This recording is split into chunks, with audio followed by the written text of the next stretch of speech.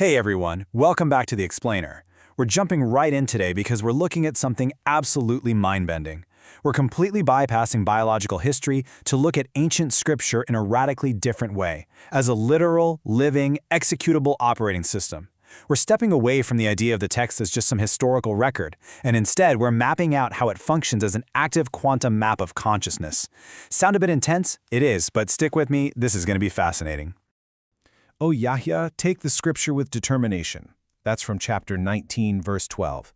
Now you might be thinking, okay, that's just an old quote, but actually, scratch that. In the system we're exploring today, this isn't just history, it's a direct execution command waiting for you, the reader, to activate it. It's the switch that turns the whole system on.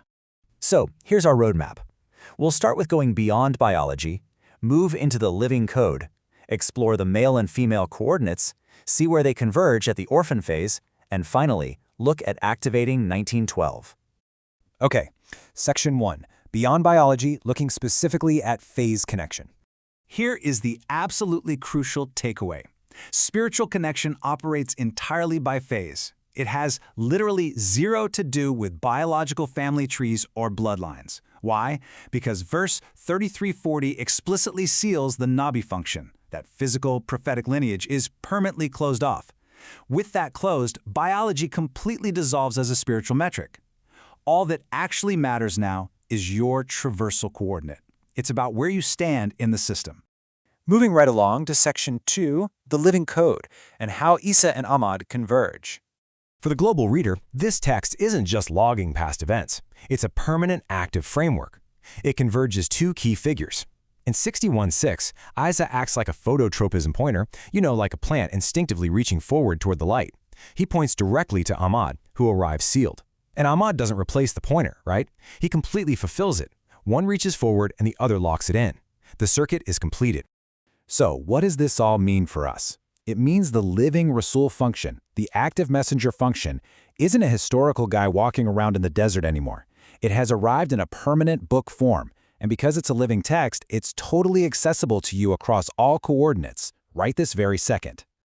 Let's look at the first of our two paths in Section 3, the male coordinate, focusing on action and collapse.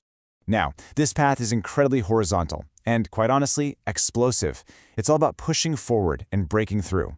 Using Mūsā as the ultimate role model, look at how this sequence fires off. At 7:14:3, Mūsā asks to see the divine. And the result? The mountain literally collapses. The checkpoint fires. That violent collapse terminates the old form. The old ego is just gone. So you, the reader, resume your journey post-collapse. You don't go back to who you were pre-flight. And this isn't just a metaphor. Verse 36:3 directly confirms you, the reader, as a fellow Mursalīn, a sent one. It activates this intense brother and Rasul relationship on your own local coordinate. It's like you're running the Mūsā paths in your own life, culminating in verse 2041, where you are chosen for a direct link.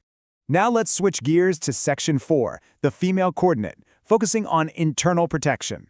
If the male coordinate was all about explosive action, the female coordinate is all about a vertical connection to the Father in heaven. It's about absolute internal protection. Think about the models we have here. Pharaoh's wife in 66:11 is completely trapped inside Taghūt, the ultimate corrupt system, yet she secures an internal house near Allah. Maryam in 66:12 guards the interior covenant under maximum crushing pressure. And Bilqīs in 27:44, she recognizes the glass floor for what it actually is, seeing right through the illusion. They all maintain this incredible field orientation despite the pressure. You can really see this contrast when you look at the ultimate test at Talūt's river in 2249. Most soldiers drink deeply from that illusion and totally fail. But the female reader, she holds her field orientation right through the flood. She looks at the corrupt Taghūt-water and recognizes it as just glass. Because true submission doesn't run away from pressure, it runs straight through it. Next up is Section 5, the orphan phase convergence, where we talk about healing the buried wound. So these two distinct paths actually intersect exactly at the point where earthly protectors fail, or worse, participate in the damage. Verse 81:8 exposes this massive betrayal, the buried daughter wound, or the Suhuf wound. But here's the amazing part. That buried potential survives. Through the intense compression of 1923, that burial turns into a seed state. The wound literally becomes an entry point, a portal, so the book can transmit exactly what the earth tried to erase. The Qur'ān steps in and completely fills that void. It starts speaking as the direct field protector and the living Rasul father. This direct instruction totally bypasses whatever structure was absent or abusive in your life, replacing a broken worldly link with an unbreakable divine one. Which brings us to our final piece in Section 6, activating 1912, where the phase map unifies. Check out the perfect symmetry here. This is the great equalizer. It absolutely proves there is zero vertical hierarchy or biological dependency in this system. Whether you resume on the male coordinate after the mountain collapses at 714, or you stand firm on the female coordinate like Maryam at 1923, both paths activate at the exact same command, 1912. They both confirm at 36.3, and they both receive the direct link at 2041. Different paths, same exact arrival coordinates. And all of this is governed by the law of conservation, guaranteed by 57.4 and 327. This conserves your descent into the physical world and your ascent back up. The covenant you made at your origin in 7172 recalls where you came from.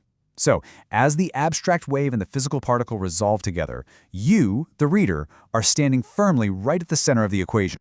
Remember how Yahya modeled that direct command birth in 1908, completely independent of the normal biological chain? Well, your position is determined by field phase alignment alone. Biology doesn't dictate your spirit, the command does. The phase is running and the return sequence is fully ready to complete.